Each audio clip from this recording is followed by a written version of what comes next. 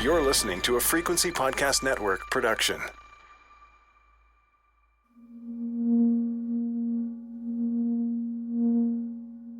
The prisoner was dreaming of open fields and sunlight when the clang of the metal door startled him awake. There were footsteps in the hall, and he sat up. The sound echoed on the stone walls and made the iron bars hum. There were two sets of footprints. One was the heavy, thick-soled stride of a prison guard. The other was softer, quicker in its gait, accompanied by the telltale squeak of new leather shoes. He could hear the others moving in their cells, shuffling closer to the light, curious to see who would be allowed to interrupt their quiet solitude. The footsteps stopped at his cell, 5 feet from the door, and he turned to see a short, thin man smartly dressed in a gray 3-piece suit. His hair was slicked, his face clean-shaven. A shock of purple silk exploded from his left breast pocket, and the chain of a gold pocket watch cascaded from his third vest button into the shadows on his left side. Thick, arched brows curled around his dark, deep-set eyes. He looked at the prisoner the way a snake looks at a mouse. A guard came alongside him carrying a wooden chair. He sat it on the floor facing the cell and walked away. The mysterious stranger stood with his hands in his pockets, listening to the guard's footsteps grow fainter. The distant door clanged again, and for a moment, silence filled the empty spaces. Then, keeping his eyes fixed on the prisoner, the man placed his right hand on the back of the chair and dragged it slowly across the concrete floor, stopping less than 2 feet from the cell. He removed his jacket with practiced, careful motions, folded it neatly, and placed it over the back of the chair, then sat and lit a cigarette. The prisoner walked forward and grabbed the bars. "You want something?" The stranger sat motionless and silent, staring into the eyes of the prisoner, who was starting to feel nervous. A narrow wisp of smoke crept along his knuckles, trailing from the cigarette clutched between 2 slender fingers. The prisoner tried again. "Did they find the rifle?" Silence. "Look, I already told everything to the detective. I would never... Who are you, anyway?" The stranger rested his right cheek and temple on his thumb and index finger. His eyes shined like coal. The prisoner shrugged and slumped, defeated, onto the bed. "You came to stare at an innocent man, huh? Well, take a good look." For the next 5 hours, that's exactly what he did. The stranger did nothing but sit in silence and stare. Those eyes, as sharp and hard and black as obsidian, never looking away, never softening, never betraying fear or feeling, even as the prisoner screamed and laughed in his face and wept, and finally lay on his side facing the wall. The stranger did not move an inch or speak a single word. In the end, as if at random, he stood, grabbed his jacket, and walked away, his leather Oxfords squeaking all the way down the hall and through that heavy metal door, then further still to the warden's office, where the detective sat waiting. "Come quickly," the stranger said. "I know where the murder weapon can be found."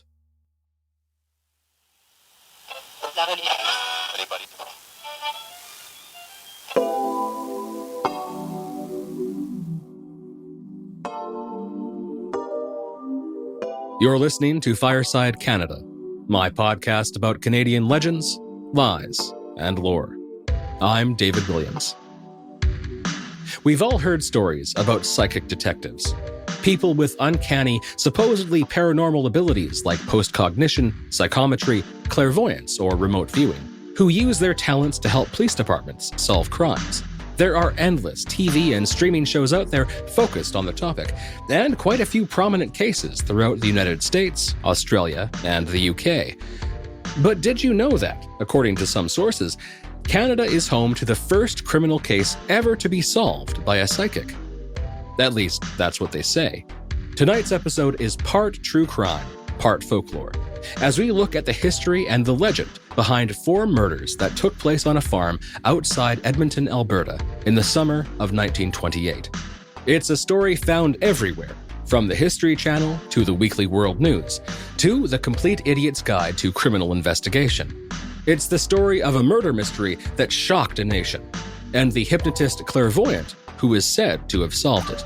This is the story of the murderer and the mind reader.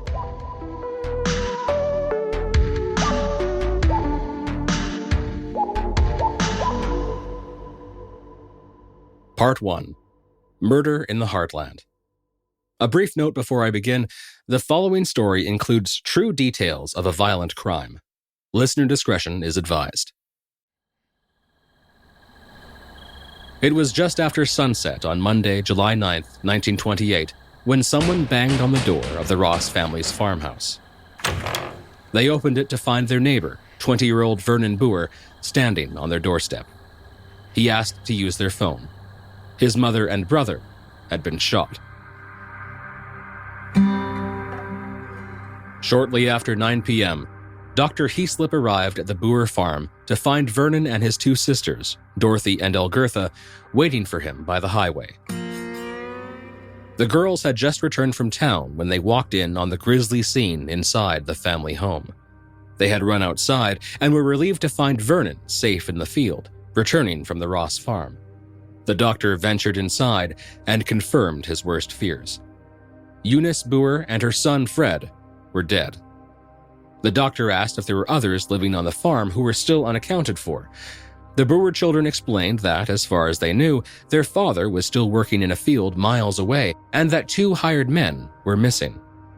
Vernon and the doctor carefully made their way into the darkened bunkhouse where they discovered the body of one of those men, Gabriel Gorhamby, lying against the southwest wall, shot through the chin. With no sign of the second farmhand, and fearing the killer might still be somewhere on the premises, the 4 quickly loaded into the doctor's car and drove the mile to the Ross farm. Vernon and Dr. Heaslip left the girls in the care of Mrs. Ross and borrowed a shotgun and rifle, then returned to the scene to wait for the police. On the way, they met Vernon's father, Henry, in the company of 2 neighbors. They all rushed back to the farm, where Vernon and his father searched for the other hired man, Wasil Bill Rossick. They found him in the barn, shot in the back of the head. Constable C.H. Olson arrived on scene at 11:20 p.m. and quickly determined that this wasn't a robbery gone wrong because nothing was stolen. And it wasn't a spontaneous crime of passion either. The Boohers owned 2 firearms and both hung untouched on a wall. The shotgun was coated in a thick layer of dust. The .22 caliber rifle was more recently used, but incapable of inflicting the damage done to the victims' bodies. The killer had taken their time, too, gathering every spent cartridge they could find. As Olson moved between buildings, the neighbors whispered that it may have been a murder-suicide, that Gorhamby, the man in the bunkhouse, had taken his own life. That theory was quickly ruled out when it was discovered that he had been shot 3 times, and the murder weapon was missing. With no obvious suspect and no apparent motive, all the clues pointed to one conclusion. This was the calculated work of a cold-blooded killer. The newspapers used a different term.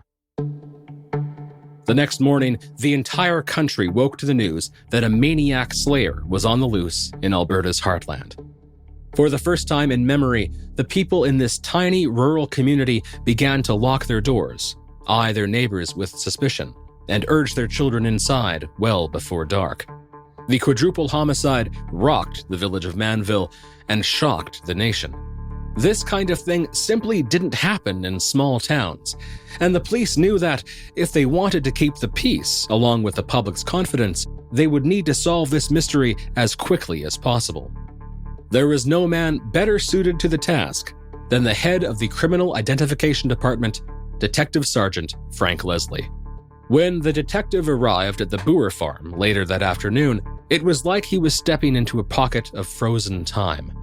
The house loomed silent and still on a hill overlooking the valley. The birds reeled through the sky, the grass bent in the summer breeze. But inside the home, all life had stopped the moment the first shot rang out. An untouched pie was on the kitchen counter. A saucepan of cold boiled rice sat next to a teapot on the stove with another pan of water behind them.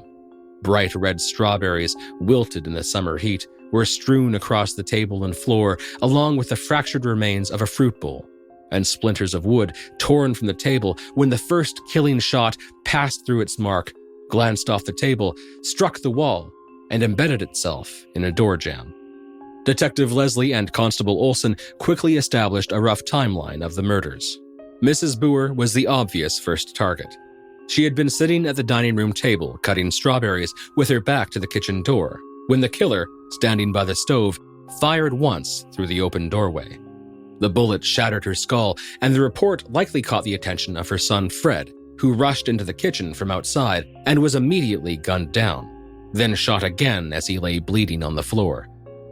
Next, the killer moved past Fred's body, out the door, and walked 50 feet west to the barn where Bill was feeding the pigs. The pail was still on the ground next to Bill's body. He had been shot in the head. The killer then turned and walked past the farmhouse about 30 feet east to what the family called the caboose, the bunkhouse at the edge of the property. There, the killer opened the door and fired at Gabriel, the second farmhand, as he lay sleeping in the upper berth opposite the door. The shot had torn through his chin and the wall, and a single shaft of sunlight now beamed through the dusty dark. There were no unexpected tracks or tire marks, no known enemies, no rumors of conflict. In the end, the evidence pointed to only two suspects: husband and father Henry Booher and his son Vernon. Though both men claimed to be working alone in the field at the time of the murders, Henry seemed to have a better alibi. He had been further from the house than Vernon and away for much longer. He was also seen by different neighbors throughout the day. Vernon, by comparison, said he had been down in the pasture fetching the cows when he heard the first gunshot. He claimed that he brought them to the barn, then went inside the house where he discovered the bodies of his mother and brother. But there was disagreement among the first responders about whether that was true. Some stayed overnight on the property and recalled waking at midnight to the sound of the cows returning home on their own. Vernon's behavior seemed suspicious as well. Henry and his daughters were understandably distraught, but Vernon seemed cool and indifferent. During the preliminary investigation, while Vernon lingered at the side of his mother's body, Constable Olson asked him, "How's your nerve?" The 20-year-old smiled. "All right," he said. "It doesn't bother me." According to Olson, the only time Vernon showed any kind of emotion was when the constable discovered a spent bullet casing inside the dishpan on the stove, ejected when the killer fired the first round. He was showing it to some of the neighbors who had gathered on the property when Vernon excitedly ran up to the group and asked what he had found. Olson said it was nothing and slipped it into his pocket. More evidence would be found in the following days that implicated Vernon even further. The casing that Constable Olson had found came from a .303 British rifle cartridge, and further investigation revealed that one of the Booher's neighbors, Charles Stevenson, was missing a straight-pull, bolt-action Ross rifle chambered in that caliber. He didn't realize it was missing until the police came knocking. He confirmed that he had lent it to the Booher family the year before, and that Vernon likely knew of its location. Other neighbors reportedly saw Vernon riding his horse in the direction of the Stevenson home the Sunday before the murder, while the Stevenson family was still at church. On the day of the murders, neighbors reported hearing two distinct sets of gunshots. The first at 6 p.m. shortly after the Booher sisters left for town, and the second between 7:30 p.m. and 8 p.m. They thought nothing of them at the time, as gunfire was a regular occurrence in the rural community. But the timing of the shots suggested that the killer had stayed at the scene after murdering Mrs. Booher and her son, and then, nearly 2 hours later, shot the two farmhands to keep them from discovering the crime. Then came a bombshell. William Scott, the reeve of the municipality, could place Vernon at the scene between those two sets of murders.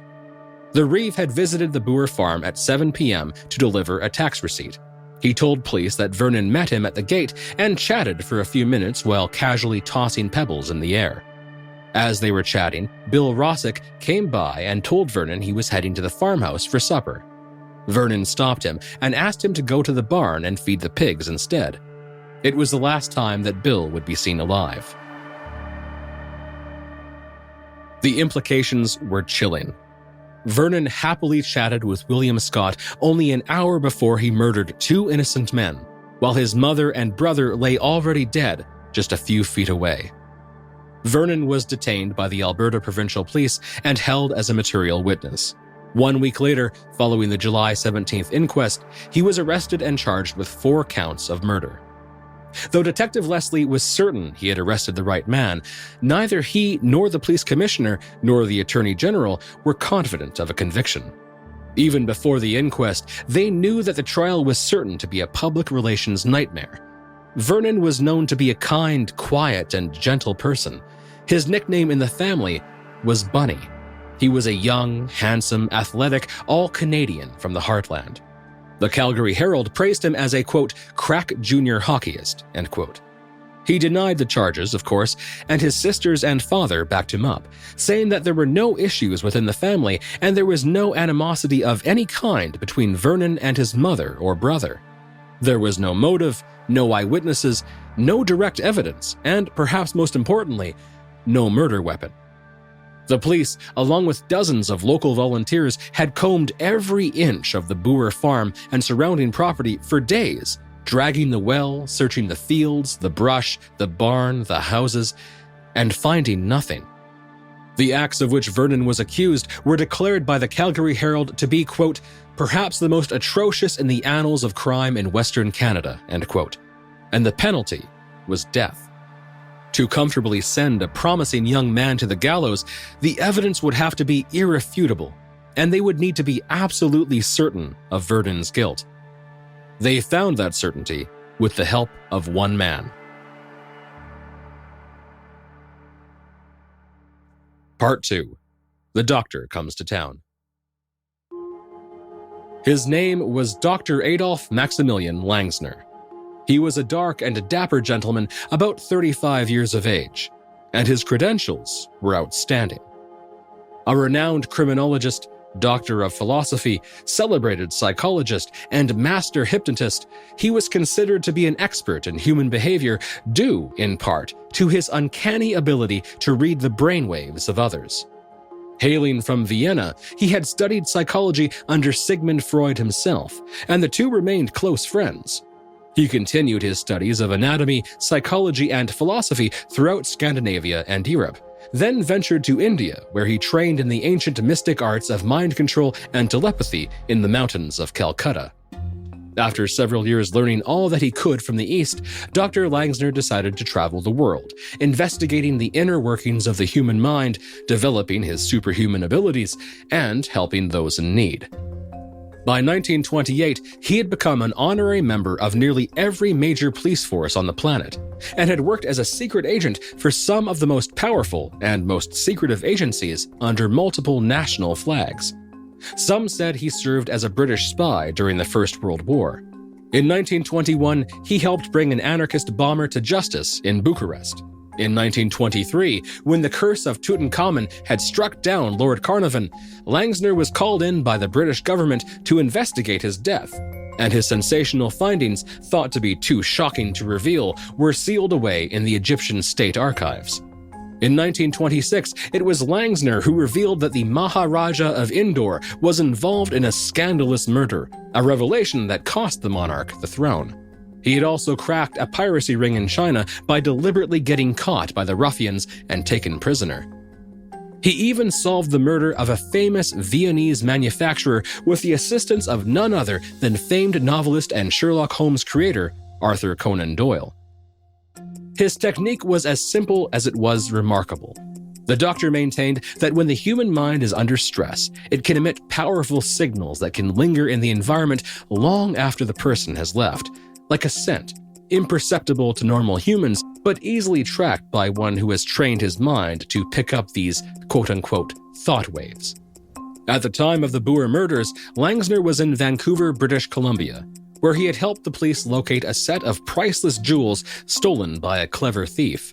Members of the local police force watched in awe as the good doctor entered the cell of the suspect, stood quietly in the corner, then exited only 30 minutes later after thoroughly searching his mind. He told the investigators that they would find the jewels hidden behind a photograph inside a yellow room. Those details were enough to lead them back to the home of the suspect's girlfriend, where they promptly proved the doctor right. There were the jewels hidden behind a photograph in the yellow front room of her apartment. Dr. Langsner's show of skill was nothing less than amazing, and the head of the British Columbia Provincial Police was quick to recommend his services to anyone struggling with an unsolvable mystery. The kind of mystery that the Alberta Provincial Police now faced. A few telegrams and a train ride later, Dr. Langsner and his assistants stepped onto the platform in Edmonton, Alberta. Detective Sergeant Leslie was there to greet him.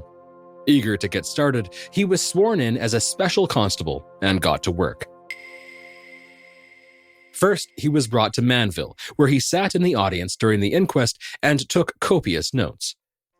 One reporter later remarked how he glanced over the mysterious man's shoulder to see that he was making notes in, quote, an unfamiliar language that looked Oriental, perhaps Sanskrit, end quote. 2 days later, on July 19th, he was brought to Vernon Booher's cell in the basement of the prison, segregated in the women's area of the prison to protect him from the rest of the prisoners. It was quiet, and Langsner sat on a chair just beyond the door. He didn't question the suspect or speak in any way. He was simply there to, as he put it, feel his thoughts.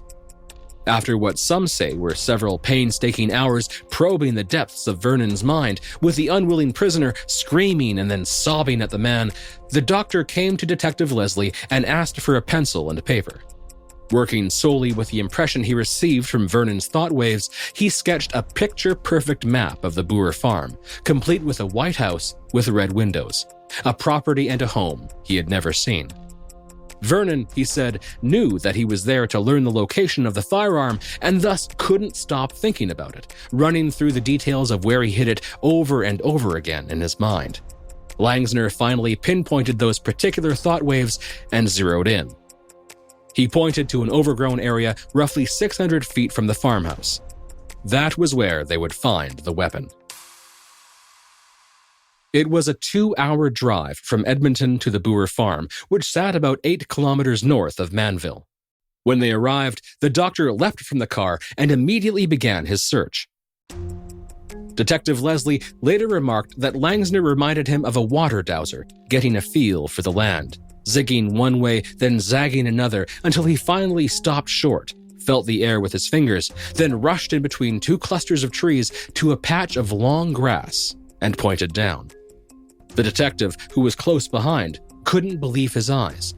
There, half hidden in the brush, lay the missing rifle. Dr. Langsner had single-handedly achieved in 30 minutes what 50 men or more had failed to do over 10 days. The suspected murder weapon was transported triumphantly to Edmonton, swabbed for fingerprints, and, still covered in powder from the lab, shown to Vernon Booher by Detective Leslie himself. The young man seemed surprised by the rifle and asked about the strange powder coating the stock, receiver, and trigger. "It's for fingerprints," the detective said with a smile. Booher asked if any prints had been discovered, but received no reply. The truth was that they had found several smudges on the gun, but nothing conclusive. It was a bluff, but one that Dr. Langsner believed would pay off. Back in the warden's office, he assured his hosts that a full confession would be coming shortly. He was right. The next morning, Vernon summoned Detective Leslie to his cell and confessed everything. What follows is Vernon Booher's signed confession. "I want to get it all over with. I don't care if I hang tomorrow. I killed my mother as she sat at the table. And then I shot my brother Fred as he rushed into the house to see what happened. The two of them were lying in the house when Councillor Scott called. I don't know what I would have done if he had attempted to enter the house. When Bill came in from the field, I shot him in the barn so that he wouldn't find the bodies. Gabriel Garambi, I shot in the bunkhouse. I had planned to sink his body in 15 feet of water and throw the rifle in after him, but I didn't have the time. Mother and Fred's constant nagging of me about a girl I'm crazy about is the cause of the whole thing. I had planned it out for some time. I'm making this confession because I want to get it over with, and I don't want my father and sisters to have to appear in court." That was it. Somehow, with the assistance of Dr. Langsner, the Alberta Provincial Police had done the impossible.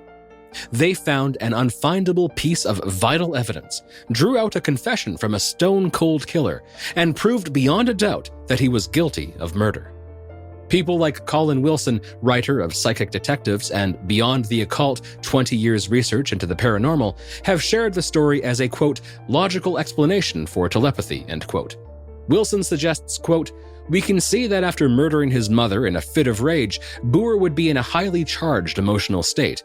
If violent emotions can record themselves, then it seems logical to suppose that they can be detected by a good dowser or psychic like Maximilian Langsner. In fact, they should be far more powerful and distinct since he is picking them up directly and not at second hand through a recording, end quote. The Booher case, said to be one of the most puzzling in Canadian history, would be remembered as one of the first, if not the first, criminal cases ever solved by a psychic or clairvoyant. But was it really? Part 3. Doubt. What you just heard has long been a part of Canadian folklore and of the greater body of writing of true crime, occultism, and psychic phenomena. But it might not surprise you to learn that it's not entirely factual. In the decades that followed, the story was heavily edited and embellished. A story supposedly written by ex-police chief Mike Gear made the rounds of mid-century crime books and men's magazines with an even more sensational story, claiming that the Edmonton Provincial Police were completely stumped by the case and had no idea who the killer could be until Langsner took the case. Not only did he find the weapon, the stories say, he also probed Vernon's mind and told the police both the motive behind the killings and where they could find vital witnesses for their case. But there is much, much more to the story. First, while Vernon Booher did initially confess and noted that he did not want his family to have to appear in court, he later recanted his confession and pleaded not guilty. The case went to trial, where the confession was barred from evidence due to Langsner's involvement. At that time, the practice of hypnotism was poorly understood, and the defense argued that Langsner may have hypnotized young Booher and either compelled a guilty man to confess against his will or convinced an innocent man that he was guilty. Booher's lawyer, Neil McLean, argued that Langsner may have been wordlessly placing hypnotic suggestions inside Vernon's mind on the day of the inquest while he sat unnoticed in the audience. The judge ruled that the prosecution had not adequately proven that Vernon's confession wasn't influenced by hypnosis and decided that he would not admit it. Despite the omission, the jury deliberated for less than 2 hours and found Vernon guilty, and with tears in his eyes, the judge sentenced young Vernon Booher to death. But someone messed up. At the trial, during a cross-examination of one of the inspectors, the defense made a reference to Vernon's confession, suddenly informing the jury of a compelling piece of evidence they were supposed to know nothing about. What's more, in a somewhat surprising move, the Alberta Provincial Police had decided to release Booher's entire confession to the papers, which helped spread the impression of his guilt even further. The judge had instructed the jury to disregard that enticing morsel of information, but the damage was already done, and it could be argued that the jury had been wrongly influenced. Vernon was granted an appeal mere days before his scheduled execution. He was removed from death row, and his family, along with the entire community, were forced to endure a second trial. Neil McLean, Vernon's lawyer, took aim at Dr. Langsner during this trial, calling him a fraud and a, quote, convict from Vienna, end quote. He said that Langsner's theories of thought waves and his story about finding the murder weapon were, and I quote, flim-flam. He suggested that Langsner or the police may have planted the gun, then made up their nonsense about mind reading to explain their unlikely discovery. In his lengthy address to the jury, the new judge, Justice W.L. Walsh, lamented the fact that Langsner had ever been invited to Alberta, saying, quote, "It is unfortunate that he came into the case at all. No doubt those who did it regret it as bitterly as myself," end quote. And that brings us to the man himself, Adolf Maximilian Langsner. I have to admit, ever since I started researching this story, I've become fascinated with the guy. What with his stories of Shahs and Maharajas, Indian yogis and Bucharest bombers, I quickly found that every string of his story that I tugged on unraveled new strings of even stranger stories. He was not, as he claimed, from Austria, but most likely from Poland. He was not buddies with Sigmund Freud. The famed neurologist and father of psychotherapy had never heard of him. Neither had Arthur Conan Doyle. In fact, it seems that almost no one knew who he was, except for those who had seen him perform various acts of mentalism, parlor tricks, animal magnetism, and comical hypnosis on a vaudeville stage. Langsner had claimed that he had worked with police forces in Chicago, Montreal, New York, and Vancouver, but all of them denied any association with the man.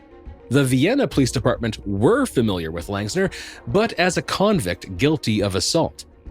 He was asked about his criminal record during the second Booher trial, and he waved it away.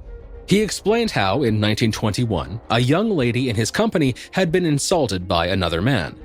Ever the gentleman, Langsner defended her honor by knocking him down, and was fined, quote, 100 kronens, or about 25 cents in Canadian money, end quote.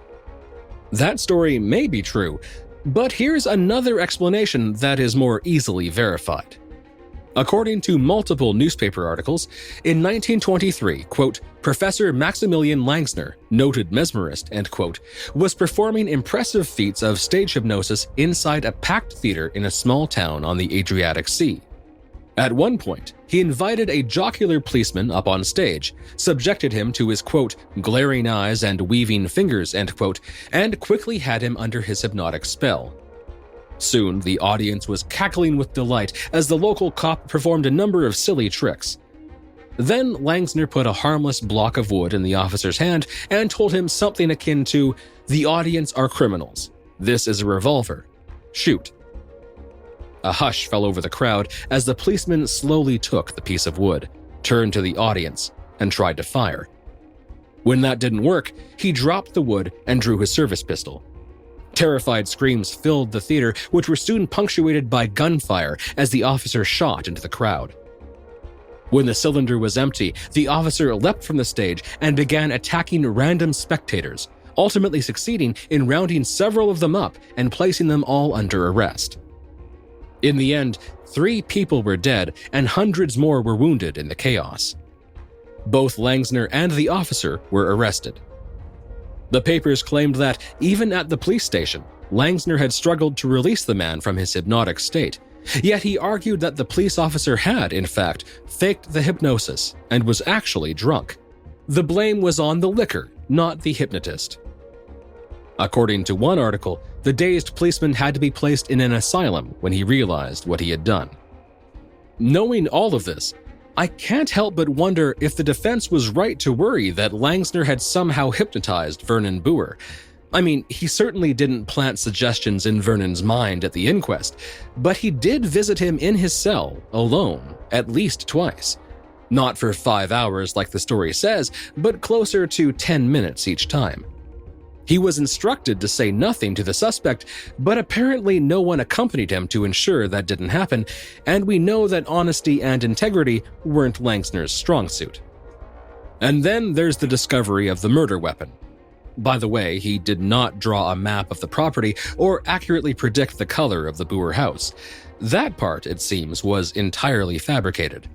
Langsner had actually visited the property with the police on the night of the inquest to, quote, get a feel for the property, end quote. He later claimed that, on that night, he felt pulled to the area where he eventually found the rifle, but inexplicably chose not to pursue that impulse. Instead, Langsner visited Vernon at least twice in private, then drove with Detective Leslie to the property 3 days after that first night and found the missing rifle. Some retellings say that the rifle was buried as deep as 2 feet in soft soil, and that Langsner made a beeline to the spot and began to dig. But it actually happened like I said in my story. After 30 minutes of wandering, he and the detective just sort of stumbled upon it. And here's the thing. That gun was less than 400 feet from the barn. That's less than a baseball field. And it was completely visible. Detective Leslie later remarked that it was just lying there out in the open within a clearing between a few trees, and that both of them saw it at the same time. It's hard to believe that 50-plus volunteers and police officers thoroughly searched the property multiple times and never saw it, and that it lay there for over 10 whole days, even as more people came from as far away as the US to wander the now notorious farm. So did Langsner or the police plant the rifle? Well, it's certainly a possibility, and that suspicion was apparently shared by many locals who had participated in the search. Charles Stevenson, the neighbor who discovered his rifle had gone missing, agreed in court that the firearm certainly looked like his, but he couldn't say for certain that it was. That particular rifle was relatively common in Canada and could be found in nearly every gun store throughout Alberta. The Ross factory had shut down, making it untraceable, and while a very basic ballistics test produced a spent casing with the same markings as the one found at the scene of the crime, experts were conflicted over whether that particular imprint, a small ring just above the base, was especially unique. Langsner had been told by the Alberta Provincial Police that he was required to help them find an important piece of evidence. Then he learned, on the day of the inquest, that they were searching for a Ross rifle in particular. He traveled to Alberta with his wife and at least one assistant. So, is it possible that after Langsner visited the crime scene just before midnight on July 17th, either the police, Langsner, or one of his traveling companions purchased a second-hand rifle and placed it in a convenient spot, ready to be found on the property? On the witness stand, Langsner talked about thought waves, mind reading, expert hunches, and his criminology expertise. But when he was later interviewed by a Toronto reporter, he was much more aloof about his talents and the Booher case. When he was asked to explain how he solved the case and what faculty he had used to find the gun, Langsner refused to say anything more than, quote, "It was an easy job," end quote. And maybe the idea that someone planted the gun is too complicated. Maybe the simplest answer is the best. Maybe Vernon Booher simply confided in Langsner about where he could find the weapon. According to writer Edward Butts, the night before his execution, Vernon Booher told his lawyer the following. He came to me in the cell and told me he was a doctor and that he was there to help me. I thought he was sent by my friends, and I told him where he could find the rifle. I even drew a diagram for him so that he could find it. I thought he was going to hide it or throw it in the river, but he double-crossed me. Langsner is a fake. He couldn't hypnotize a sick chicken. He's a double-crosser. That's all. It's unclear if Vernon was telling the truth or simply trying to stir up trouble for the man who was, at that moment, making a fortune from his newfound fame. You see, while Langsner was still a sworn-in member of the APP, he was also hosting sold-out shows at a steep $3 per seat, where he would delight audiences with his miraculous ability to hypnotize chickens. That brings us to Part 4. Part 4, Karaiki. You heard that right. Max Langsner was a man of many talents, but it seems he was a showman at heart. Before he came to the English-speaking world, he was known as Karaiki, a name that shared a Berlin marquee with performers like Otto Otto and his Phantom Experiments, and Lo Kitte, the telepathic phenomenon. Certainly, Langsner offered experimental lectures on suggestive healing and hypnotic suggestions in the service of criminology. He had even apparently driven a car blindfolded through the streets of Honolulu, relying only on the energy of the crowd to guide his way. But his core strength, his main claim to fame, was hypnotizing farm animals. It turns out that Vernon Booher wasn't far off with that whole hypnotize a sick chicken comment. One of my favorite headlines about Langsner was printed in the Idaho Statesman on July 28, 1928, shortly after Booher had confessed. Quote, "Hypnotist solves murder, stops two fighting cocks," end quote. The article recounts an exciting show. Quote, "Two fighting cocks, which the doctor had never seen before, were placed upon a table where they immediately began fighting furiously. Dr. Langsner, grasping the birds by the wings, concentrated his willpower on them. The cocks slowly quieted down, their heads drooped, and their respiration was the only sign they were alive. Laying the cocks side by side on the table, the doctor stepped back. As he snapped his fingers, releasing them, he said, from the hypnotic spell, they sprang to their feet and began fighting again.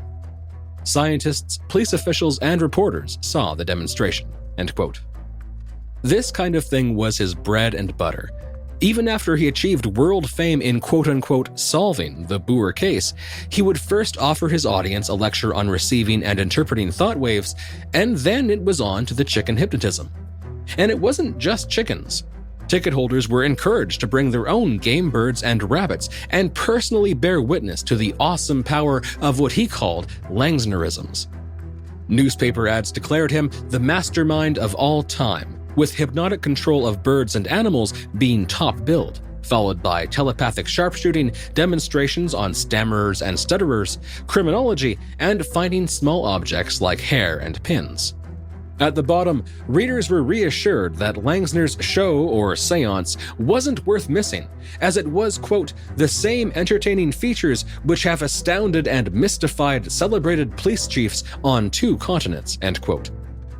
Believe it or not, that statement was actually true. In fact, that's how Langsner got invited into the Booher case to begin with. Not through introductions and recommendations by the BC Provincial Police, that was wholeheartedly denied, but because, apparently, the man who was Commissioner of the Alberta Provincial Police at the time had attended one of Langsner's shows in Victoria, BC. He was so smitten by Langsner's talents that he immediately thought of the showman when he learned of the Booher case and the police's struggle to locate the murder weapon. That was how the whole debacle began. How much was Langsner paid by the government for his services? He was asked during the trial, and after trying to dodge the question and being ordered to answer by the judge, he told the court that he had been paid $250 by the Attorney General. But, and this might come as a surprise, that wasn't quite accurate. Langsner charged $250 per week, but he was officially in the service of the government and acting as a sworn police officer for a total of 10 days. Then there were his expenses, the train ride from Vancouver to Edmonton in a sleeper car, all of the food he and his wife and others consumed while in Alberta, his hotel accommodations, combined with a rather mysterious line item simply titled maintenance, etc. All told, Langsner was paid $623.60. To put that into perspective, the average Albertan worker's wage at the time was a little over $1,000 per year. And don't forget all of the ticket sales for the shows that he performed in places like Edmonton and Saskatoon, using his status in the Booher case to attract a crowd. Add it all together, and that's a sizable amount of money for a few weeks of work. By the time Vernon Booher's trial was over, Maximilian Langsner had set his hypnotic gaze on Toronto and the mysterious and potentially lucrative case of Ambrose Small, a Canadian theater magnate who went missing nearly a decade earlier in December 1919. After he tried and failed to coax the government of Ontario to pay for his services, he made a stop in Winnipeg to give false hope to the grieving parents of Julia Johnson, a 5-year-old girl who had vanished from the front of her home. In January 1929, days before Vernon Booher's second trial would commence, Maximilian Langsner finally announced that he was leaving Canada, saying that his enemies and opponents had managed to shut him out of the Small case. That was perhaps one factor. Another was the fact that, according to Langsner, the government of Canada was disinclined to renew the immigration permit that would allow him to remain as a visitor in the country. The reporters mused that perhaps he would go to Iceland or the West Indies or Mexico. Certainly those countries would be more open to his, quote, theories and methods, end quote. It certainly didn't hurt that those countries likely hadn't heard of his successes and failures in the Booher case. And that leads us to the final part of the episode.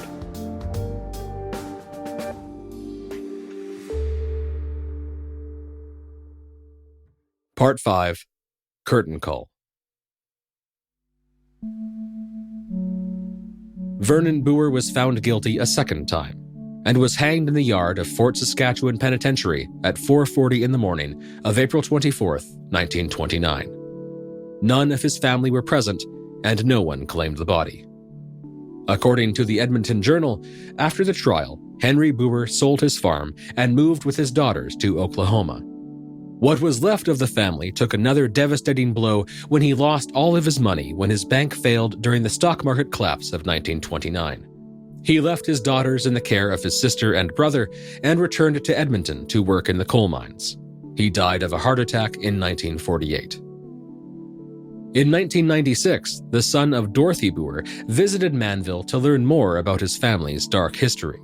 He found that Fort Saskatchewan, where Vernon was held, was now just an empty field, and that the graveyard that held him was moved to make room for a highway. The former Booher family farm was little more than an empty field with crumbling foundations, but the house was still there, converted into a garage. As for Maximilian Langsner, he didn't have much choice but to leave the country.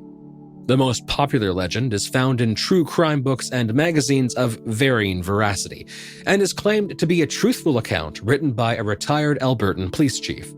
It claims that the legendary mystic ventured to Alaska to study the brainwaves of Inuit shamans, but was found dead in a hut outside Fairbanks just a few years later in 1931. Of course, as we've learned by now, when it comes to the great Karaiki, you can't take anything at face value.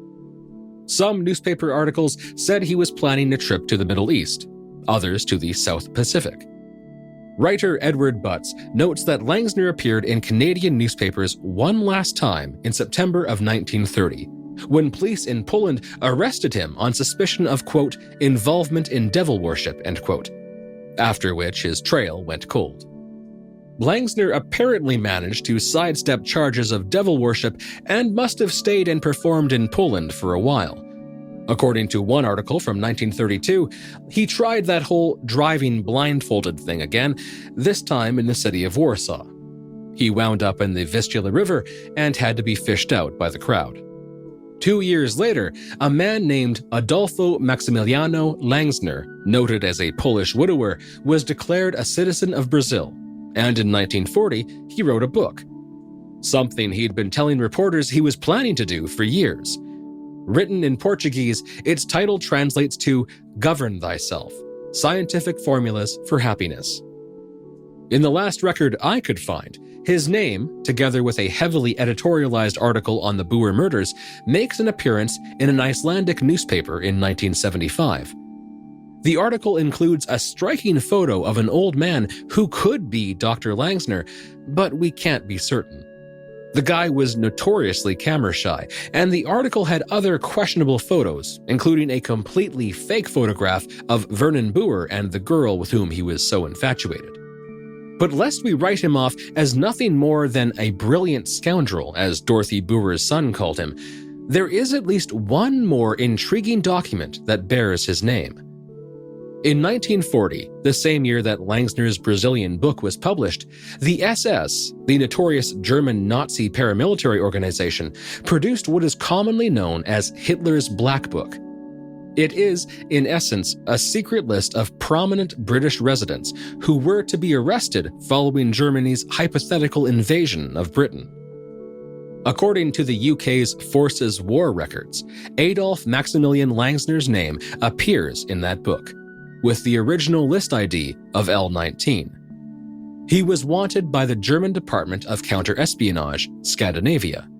His occupation was listed as agent. Does this mean that Langsner was actually telling the truth? Was he a spy for the British government, or did the Nazis simply fall for his tall tales and stunning displays of animal hypnosis? We'll likely never know. The legend is right in one respect. Langsner's involvement in the Booher case did indeed set a legal precedent. It is not, as the legend claims, recognized as the first case ever solved by a psychic or clairvoyant, but as the first case to have a confession thrown out due to potential hypnosis. It continues to be cited in more obscure legal cases to this day. There may be specialists out there who have truly helped police investigations using incredible powers which we still don't understand, but it doesn't seem to have happened here. The sad case of the Booher murders is a good example of a true crime story that has become legend thanks to unorthodox investigative work, sensational journalism, and creative recollections cooked up decades later. What would otherwise be a tragic yet forgotten crime from an obscure part of the country has, thanks to the involvement of Maximilian Langsner, grown into an intriguing half-truth, celebrating the efficacy of mysterious psychic powers and found in folds of publications like the Weekly World News. The shocking violence of the crimes demanded answers, but so did the innate human need for certainty and reassurance. The community of Mannville, the Alberta Provincial Police, and the Canadian public all needed answers to help them make sense of a senseless crime and feel justified in their choice to forego thoughts of rehabilitation and employ the most permanent of punishments, the death penalty. Maximilian Langsner was able to take advantage of that need for certainty and use it to his benefit, and at the cost of the victims' families, the community, and the taxpayer. Perhaps there was one truth to be found in all of Langsner's lofty claims. It seems that he was, indeed, an expert on human behavior. In the end, it didn't matter that Vernon Booher's initial confession had to be thrown out, or that the discovery of the infamous murder weapon was questionable at best. While he was incarcerated, Vernon made additional confessions to at least 3 other people while he sat in jail. The warden, a guard, and his spiritual advisor were all required to take the stand to repeat to the court his words of guilt and remorse. The defense argued that these confessions may have also been the byproduct of Langsner's hypnotic influence, but the judge wasn't having it. They had used that excuse once, and once was enough. The second trial was messy and again devolved into an argument about hypnotism, but in the end, after deliberating for 5 hours, the jury found Vernon Booher guilty. Vernon's iron resolve was said to have broken momentarily when he heard the verdict. His face turned white, and he stammered a half-hearted denial when he was asked if he had anything to say. The next day, however, he seemed resigned to his fate, and spoke with a smile and friendly tone with the guards and the spiritual advisor who surrounded him. On the morning of his execution, Vernon Booher ate a hearty breakfast, but denied all offers of drugs to calm his nerves. He walked down the prison corridor and up the steps of the gallows with a resolve that surprised even the hangman, and faced his death with the same quiet resolve mentioned so many times in the papers. 10 minutes later, the story of Vernon Booher was over. The community could feel some sort of comfort knowing that the Crown had proven his guilt beyond a reasonable doubt, though the evidence came from everywhere but the self-proclaimed psychic. And though the mystery was solved, and though a man had apparently looked inside the killer's mind, there were still questions that would never have answers. Questions we still ask today. Like how a 20-year-old boy could do such a thing to his own mother and brother, how a vital piece of evidence could lie unseen and undiscovered until 3 days after the formal inquest and arrest, and how such a terrible crime could play out in a place like Mannville, a place that, before the first 3 gunshots rolled across the plain, had likely never crossed the mind of the average Albertan, let alone the average Canadian. Some questions, it seems, can never be answered.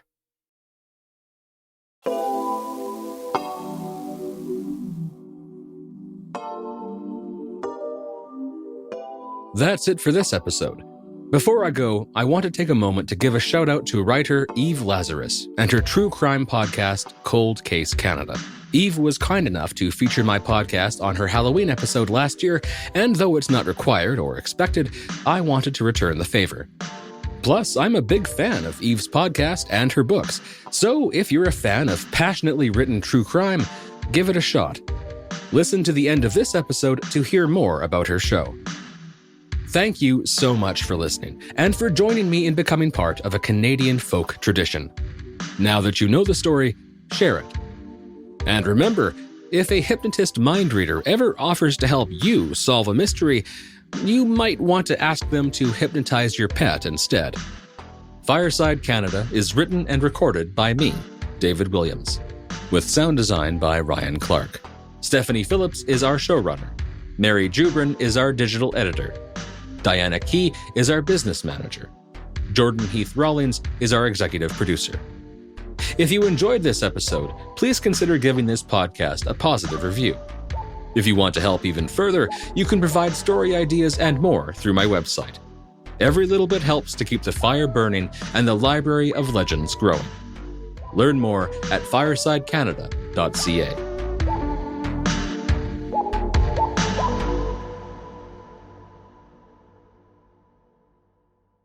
I'm Eve Lazarus, and I'm excited to tell you about my podcast, Cold Case Canada.